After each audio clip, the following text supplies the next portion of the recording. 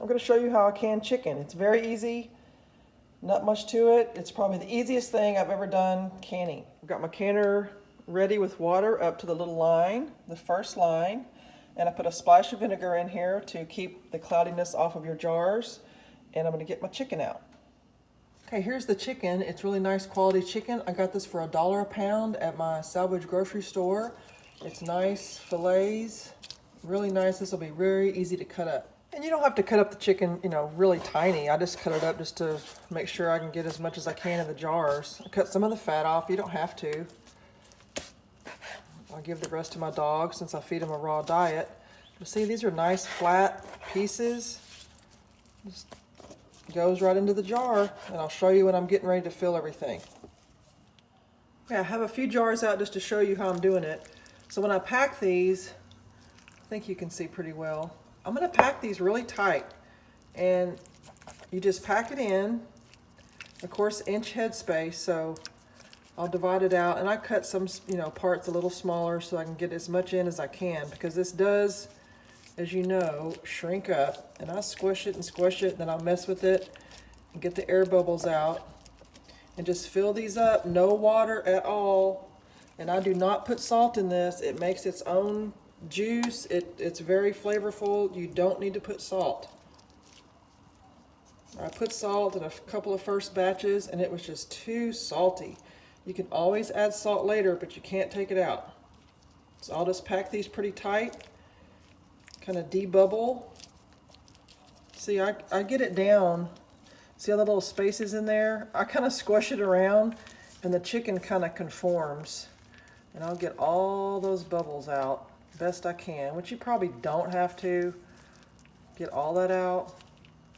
But as it sits here and kind of gets, not room temperature, but it's not ice cold, it kind of smushes down more, and it'll really get down in there, and it'll be fine. You don't have to worry about it. And I do this with beef. I've done it with venison. Tuna is out of this world. Tuna is excellent. If you've ever had canned tuna that you've done yourself, it is so much better than regular store-bought tuna. Very easy.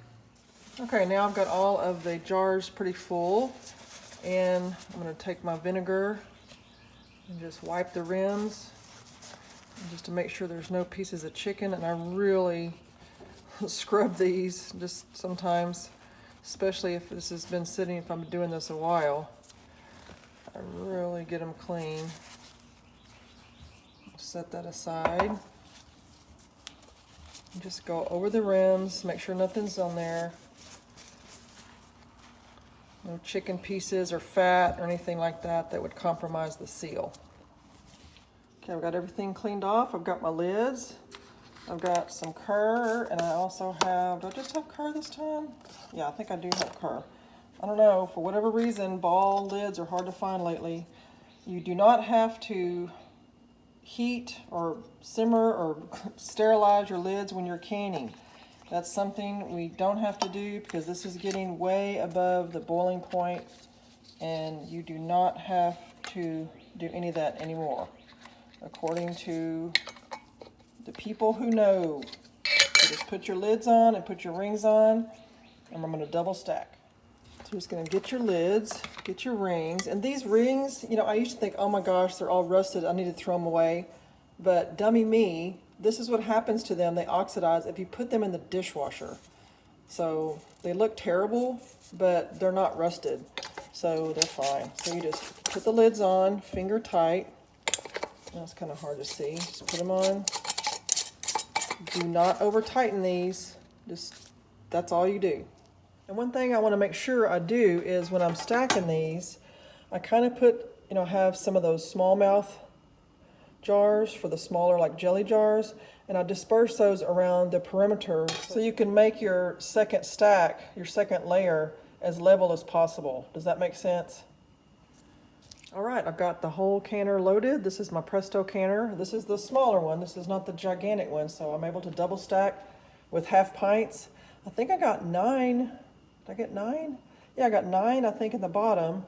And then these big, I like these lower wide mouth jars. They're really good for meat because it comes out really easily and you can clean them really easily. So I'll bring you back when we're going. the little spout to make sure there's light through that.